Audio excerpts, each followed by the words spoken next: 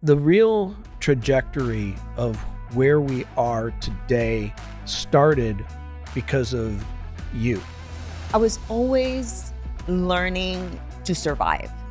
Reflecting back, how I saw my mom struggle, I said, that's not going to be me. I am going to break that cycle. I made the decision, let me give him a shot. I want to tell people how good a salesperson I must have been at the time. I convinced you to move 6 months from the day we met. Yes, you did. Without a ring. I know. Got married 7 months after we met. That's why we take the cray-cray pill. No, just kidding.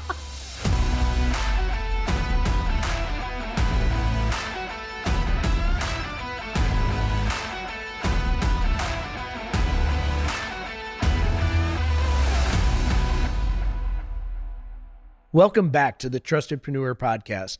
We are so excited about this relaunch for so many reasons. Our number one goal has always been to provide quality content to help entrepreneurs and CEOs just like you realize how you can launch, grow, and scale your business. One of the things that Madeline and I realized we've never really done is kind of gone through the process of telling you a little bit about our story. How we became who we are, how we got to where we are now. Madeline, I am so thrilled to be back. I think that we had this little hiatus and it's been really good for us. We've made some changes on how we're doing things, and I hope that the audience really enjoys what we've changed it to.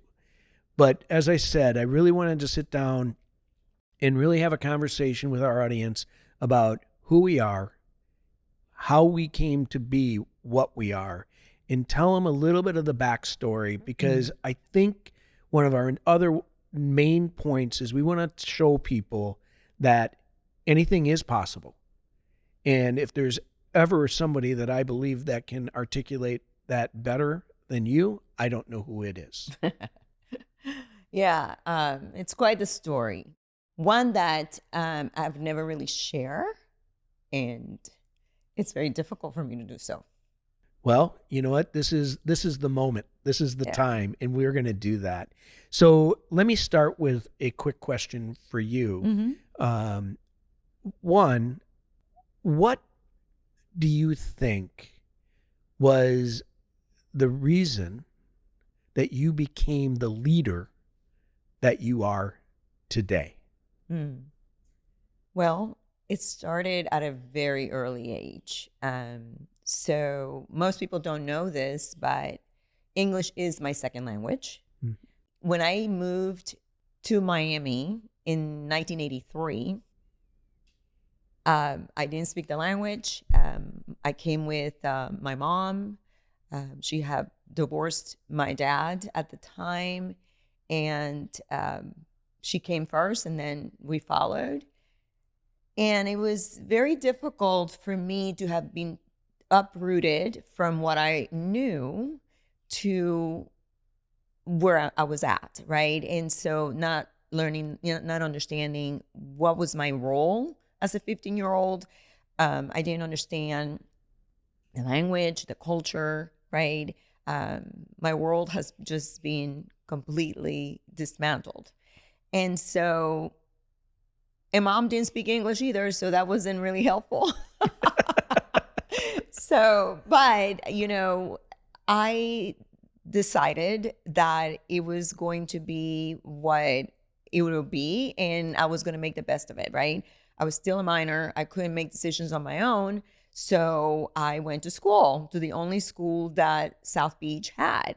And little that I knew, it was interesting because there were a lot of Hispanic kids there that had just migrated from other countries, and they didn't speak the language. And so it was like familiar, but it really wasn't, because we were the minority at the time. And so I remember coming home every single day from school and sitting on the floor and with these index cards and just writing words that I would learn every single day, right? And see and take a look at a dictionary and look at it and see, okay, how do I use this word, right? Because I was always a learner, always being that, curious, going down the rabbit hole. And so sure did. And I made a decision that I was going to learn the language because I knew that was the only way I was going to be able to survive, right? I mean, I knew that was the only way you can communicate, you can be acknowledged, and I wanted to learn the language. I was always one of those people that love languages. And interestingly enough, my third year, I actually before that, I went ahead and registered myself to go to summer school every single year because I knew that extra lessons, English, was going to help me. And sure enough, by the third year, I was taking out of the ESOL classes, the for the Hispanic kids that didn't speak the language, and put me into regular English. In fact, it was English 3. So it was like, okay, I'm in English 3. I was so excited. And then I graduated and went to school. I kept my journey going down my own path, right? I was always learning to survive. I was always looking to see who I can learn from. And so that's always been my thing. So I believe that reflecting back how I saw my mom struggle, I said, that's not going to be me. Mm-hmm. This is where I am going to break that cycle. So just to kind of pull back, I think for our audience's betterment to understand, I mean, you guys were on public assistance. She was in public assistance. And I think there's some interesting points to that part of the story is you had a choice at that moment that you could be like everybody else. Following that path. Yes. Or you could traject yourself in an upward movement to make yourself better, more marketable, even though probably right then and there you were thinking about, I just want to graduate. I want to be able to speak English well. And I think you're right when people, you said, I think people don't realize that English is your second language.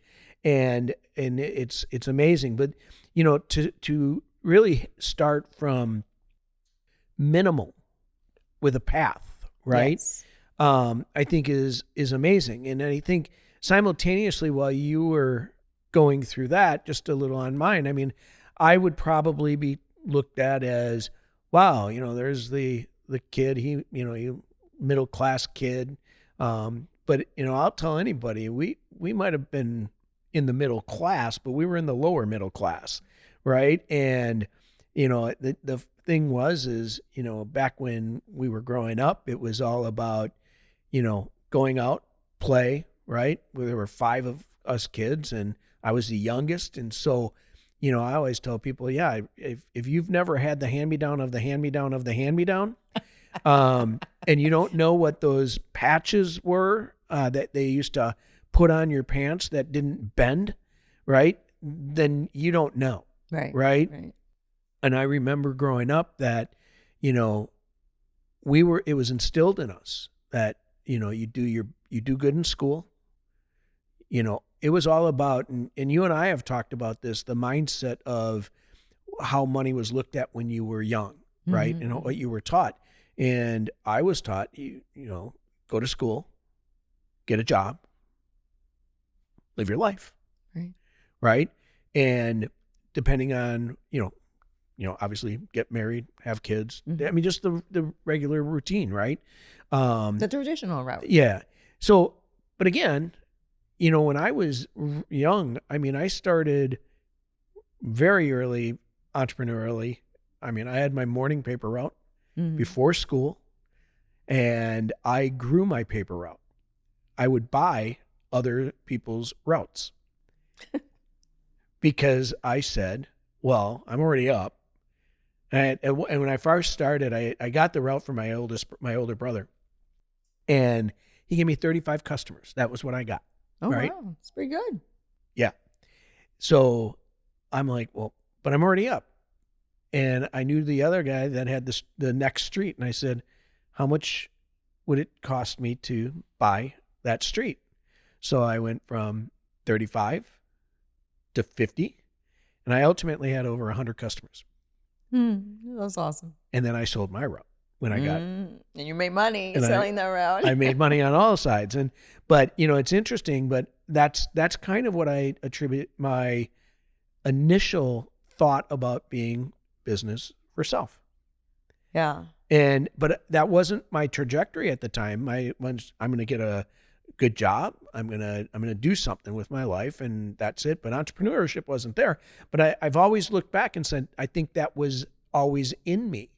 I just didn't know what I was doing. You went for what was comfortable, right? I mean, when you have a job that is a great job, a great company, and you're making over 6 figures, why would you want to change that right away?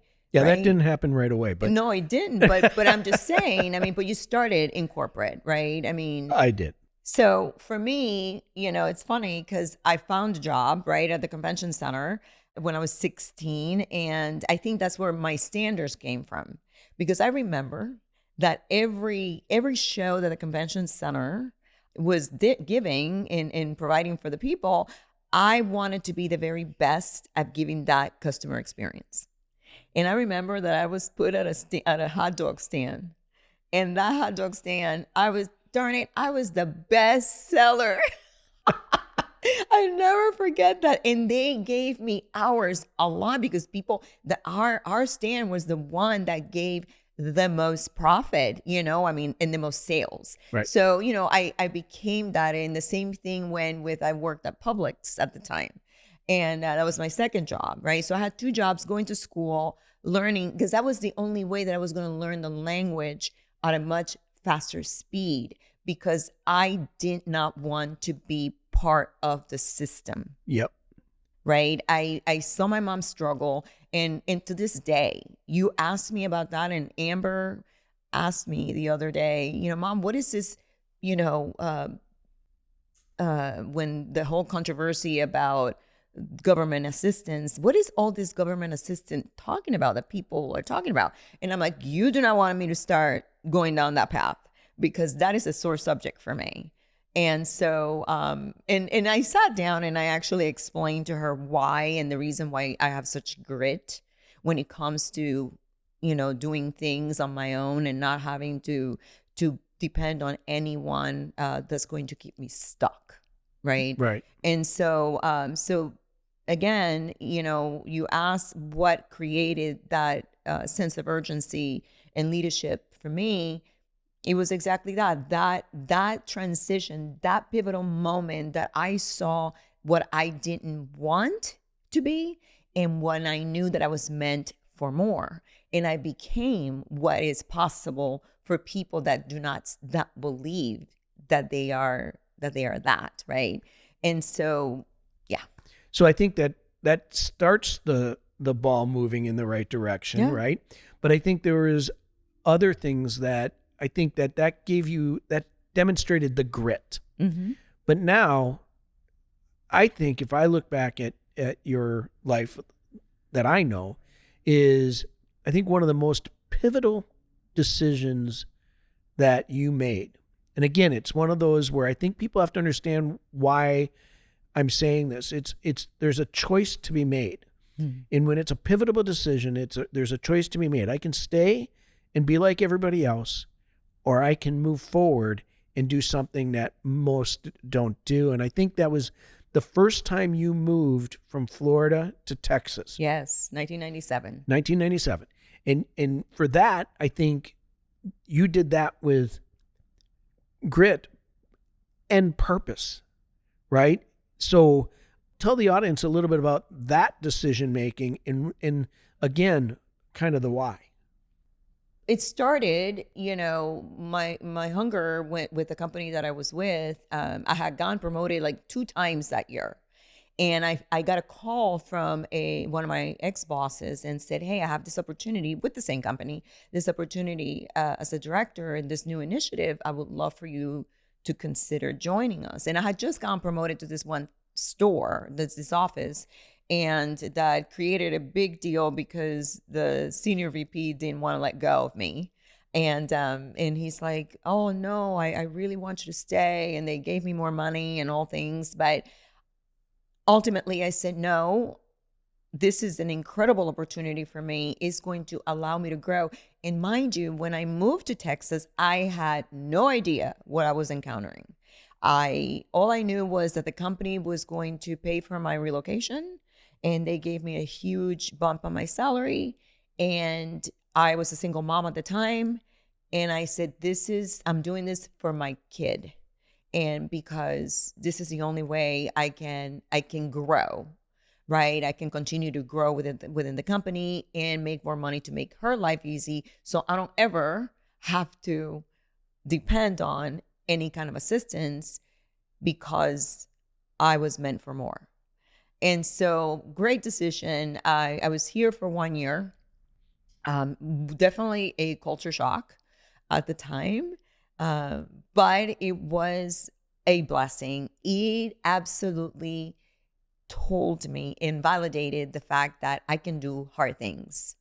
Yep. And it did not matter what it was that was going to get in my way. I was going to go through that wall. So I was going to make it happen. So what I heard is you wanted to grow, but your real purpose and your real why at the time was all about security and providing a foundation for Amber. Yes. And making sure, so you now had grit and you had an additional purpose in that decision making. And then of course, then you moved back to Florida. I did. My sister got sick, and I was very close to her, and I moved back, and I called the company president and I said, I don't care if you don't want me in a role of leadership back in Florida, but I need to get back out there, and I would like to do it with the company. And he made a few phone calls, and they took me back in a New York minute. And I'm going to tell you, it was meant to happen, because at that time the company was shifting with another buyer, right? They were buying, Citi was buying them. It was a massive exodus. So it allowed me to step into have choices, right? And I stepped into this amazing opportunity where it was a real estate based lending office. Mm-hmm. And they were thrilled to have me back. And then after a few years, I think it was the second year, I met you. Yes. So I'm into this. I'm into that now. I get brought into the story. Yeah. I met you through a mutual friend at a wedding. And it was the most rewarding piece of the journey, I have to say, where we got married 7 months after. We dated long distance. Yep. You will every other week, either you or me. And it is my understanding, and I'm sure you'll tell that part of the story, where you have met me and you already knew that you wanted to marry me. Although I don't still believe that, because I just can't believe that would happen. But yeah. Well, for all of our male audience, they know that that's a true statement, because we make that decision very quickly if it checks all the boxes. Oh. And I remember after meeting you, I sent a note to my best friend, Michael, and I said, I met this girl, and I think he said it best at our wedding, where he said, I knew something was different. I had never seen him like that. And so anybody that actually knows me knows that wasn't an experience that I was actually accustomed to. I was pretty calm, reserved, everything else, but I guess I was head over heels. And the proof is that I bought the ring at less than 90 days after we met. So I must have been pretty sure. But I remember you telling this little thing to me that if a guy can't make a decision in 6 months, Well, yeah, because I remember when we met, then I get this email, 2 days later, it was over the weekend, that Monday, you asking me if I would be open to date long distance. And I'm thinking to myself, okay, you're in Texas, I'm in Miami. I mean, why would I do that? But we started to talk on the phone and our conversations were so great. And I made the decision, let me give him a shot, so and see what that lead us. And sure enough, it definitely was the best shot that I took because we created an amazing family. You inherited an instant family with Amber where you became her dad. I made that transition back to Texas. Got married 7 months right after we met. Interestingly enough, you lost your job within the same month, remember? I do, but I want to go back on one of those little points, though. What? I want to tell people how good a salesperson I must have been Yes, at you the were. time. First, you had a date at the wedding.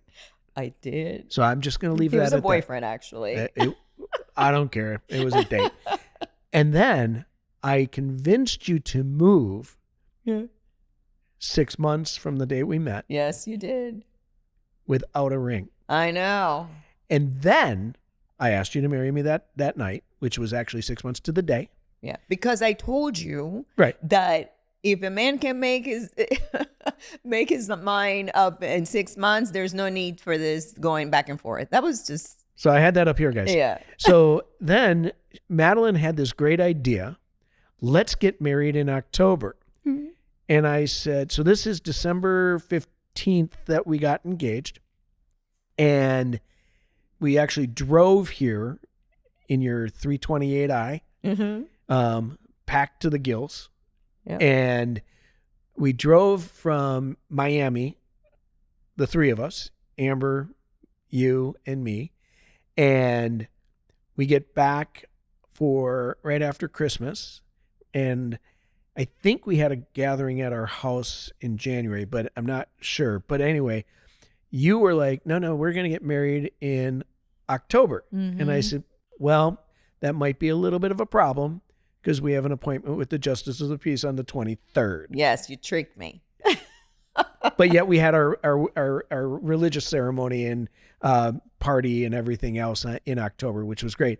Unfortunately, it was right after 9/11, which was in its own right kind of interesting. Obvious. But so now we're a force. We're together. Yeah. As you said, I lost a job, a pretty good job, but everything does happen for a reason. And I landed very quickly with another organization, which was great. Learned a lot from there. And I think this is when I started realizing that my skills transcended different areas. But then we were kind of working and we were going through the different processes. And I think this is the next big decision that you made is back in 2007, we started realizing what was happening in the market. And since we were both in the same industry, you actually said, I'm going to test something out. And I remember you kept coming back after you were doing it. And even though we weren't officially into what we ultimately created, you started dabbling in it to learn it, to better understand it. And then you got laid off. And you had a really cool job. So in 2008, you get laid off. You have another choice to make, right? The choice is, do I do what everybody else does and kind of go through the application process and try to find another job? Or do I build something for really? And this was interesting because you'd been dabbling in little different self-employment things, and none of them were really like exciting to me, but I was there. I know that I was like, okay, let's do this. But they weren't really you. Yeah, I mean, I dabble into a lot of different things, right? Before I got laid off, I just always I always wanted to be an entrepreneur. Always wanted to be my own boss, right? Where I make the decisions and where I drive what the outcome will be and the experience, right? So for me, it was like I'm gonna try this and see where that lead me. And it was, it was little side hustles, right? And I really didn't need them. I just enjoyed doing them, right? Because I had a young family, I had a nice job, I didn't have to worry about, financial because you always took care of me from that standpoint, although I worked, right? Mhm. But I still always wanted to have my extra money to extra spend. And so when 2007, I came up to you and said, I really would like to try to start doing this little side hustle, another side hustle, which is exactly what today is not a side hustle, is our living, our livelihood. The side hustle was fun. I discovered so much about who I was Yes. and how I showed up for my clients, right? And the standards that I have put in place for how I want to be treated as well. And I remember that a year after that, the crash happened, 2008, Yep. the industry, and I lost my 18-year job. And, most people will crumble in losing, that much income and and their jobs. And I did have the opportunity to go and look in the database and find another job. But what I did instead, I looked at it as this is my out. They were giving me a lot of money as A severance. severance, right? When severance were really good, that was the first wave ever where they gave me, I think, a week for every year that Yeah. I worked. And so that turned out to be a real great blessing. And I came to you and said, I think this is it. I think we're going, and I called, my side hustle clients that were actually, they loved me and said, okay, I'm open for business full time. And all I wanted to do at the time, it was just replace my income. Right. I never really went in with any strategy, honestly. I already knew who my client was. There was no social media. There was no way to get the word out. It was knocking on doors pretty much, relationships that I had in the industry and people introducing you and you doing the job that you are promising to do. Right. And I think what really people need to hear and understand is that the real trajectory of where we are today started because of you and how you wanted to do this. And then ultimately what ended up happening is, as I was, and I'll say this, I was always in the background. I was always doing more back end stuff. I was never really on the day-to-day stuff at that time. And then what really became powerful is when one day I said, I want to be like you. Well, And meaning I wanted not the misused word freedom. I wanted the flexibility mhm. to kind of prove that I can do it as well. And I But you think were not always that way though, because I no, remember I always wanted you to join me. yeah, You just like, no, I love corporate, and yeah, until corporate didn't love you. that's right. And I still love certain aspects about corporate, and I think that's kind of why we work well together.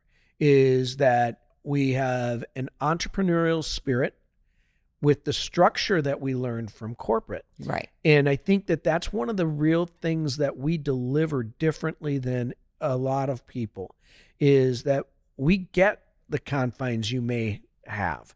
We understand what you need to put around you in order for you to be successful. right? So, that was a powerful moment for me, because I always said to you, I remember you at one point you said, well, maybe I'll just do something different. And I kept coming back to you. I said, do you know how many businesses that, would be considered small in headcount size make what we're making? And it just and it didn't dawn on you no, that it didn't. we were already in the top 10% of companies. Yeah. And that it Very just quickly. And very quickly, right? And so not 10%, let me restate that. 10% of small businesses, right? That we were actually already at a number that was growing. So, foundationally and support-wise, I was there, but this all started because you really wanted to move to a path that you had always had in the back of your mind, and you just kept building towards it. And it's interesting because I would tell any aspiring entrepreneur, it's the grind. It's the grind. And you have to, you try this, and you look at the most successful entrepreneurs out there. They didn't just start one business and it just was, miraculously great. Most cases, they started a number of businesses, a number of versions of their businesses. And over time, they kept grinding away to make it what it could be. And I think that that's something that you've got to understand, is that initially, well, at any stage, it's not easy. It's work. And while you're moving away from maybe the box of corporate, you're still going to work. Oh, it's more work, actually, because you are in control of making your own paycheck, and now you have to have the discipline, right? And there's nobody telling you, hey, go and do this, go and do that, and just be in the box. And that's, most people think that they don't want to be in the box, but they're not making any money either. And so they don't like the corporate structure or environment. But honestly, I love corporate. I really did. Had that not happened, the crash never happened, I would have still been in corporate. Right. Because that's where I grew up. And but I absolutely love the flexibility and the freedom that we created for ourselves. Interestingly enough, we created it in an environment in that everybody was getting out of the business and I was coming in the business. Right. So that made me ignorant, I guess, at the time. Because imagine that we opened a business when in the middle of a crash, that everybody was getting out of the business in the industry, and I was coming in. And what's interesting about that statement, Madeline, is that is actually how we continue to multiply what we've built. Because whenever there was a dip, while most people contract, we invested. Yeah. And even when we started investing in other brands and services and emerging brands, we looked at, okay, wait a minute. This might be the dip that we've been waiting for to infuse capital into this. And I think this is a mistake. Again, a really good learning opportunity is sometimes the market is telling you pull. Mm-hmm. You may be thinking the best opportunity to push. Right. And so I remember that, because I remember as we were building, there was this moment, again, in a time of a dip, which would have been 2012. Yes. We couldn't keep up with hiring. Right. Right. And then all of a sudden we're landing clients because, it got a little harder to get a client. Mm-hmm. Maybe you took a little haircut on your margin, but we were building for the boom. Right. Right. And then so when the market shifted, we had this base of clients, and then we were hiring again. Right. And so the lesson I think that we kept learning is throughout the whole thing, and I think it starts when you made the decision that I wanted to be more, I wanted to not just be like everybody else. I wanted to do this. And we see it today. We see it in every business that we're associated with, and then even in outside businesses. People get comfortable, and then they say, but this is what most people do. Yeah. I always want to look at the person this is what the exceptional person does. Right. Right. And so to me, I love our story. I mean, obviously now 26 years together, it's amazing. It's only getting better. And, now we can honestly say we've had success on multiple levels. We've had success as a relationship. Yes. We've had family success with our children. Mm-hmm. We've had business success. And now we're looking to help others be successful. And I think when you always talk about legacy, Mm-hmm. I think that's the impact. And I know that's a big word for you. That's the impact that we want to have, is we want to be known for, however you got our content, whether you worked with us or you take some of the content that we provide in a podcast or in the vault that we're creating for tools. Are they learning from us? Are we helping them become better? And if we do, I think, in my opinion, that's true success for us at this stage in our game. Yes, absolutely. And, it goes without saying that you have been the most incredible rock in my life. And I want you to know that because, and I know I tell you that a lot, I do recognize that you've been an incredible dad for both of our daughters, an incredible business partner, a incredible supporter for me and my cheerleader all the time, even in my craziest moments. Yeah, some crazy. We call it. That's why we take the cray-cray pill. No, just kidding. They're not cray-cray pills, okay? I know they're not. I'm just joking. But, again, I think that's why we work, right? Yes. Is we've always been there for each other. And we have always tried to put our assistance out for people to take and use, right? And so I am, just to kind of finish up on this, is I am so stoked about the episodes we're building, the tools that we're providing, and that we will be providing. And I am looking so forward to this journey, even though it seems like we've been on this journey for a long time. I know.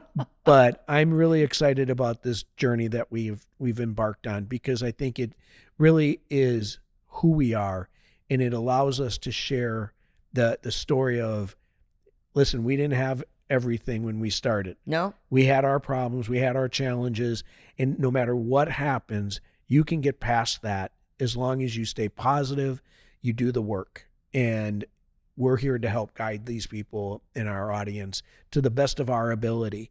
And so with that, Madeline, I love you, and I'm looking forward to this next journey with you. And for our audience, we are so excited to have you on this journey with us. And if this helped you understand or get you past maybe I can't get to, we would love nothing more than for you to give us a 5-star review. And if you know someone that this might help, please refer us. It's the quickest and fastest way that we can help CEOs and entrepreneurs just like you. Until next time, Let's get to work.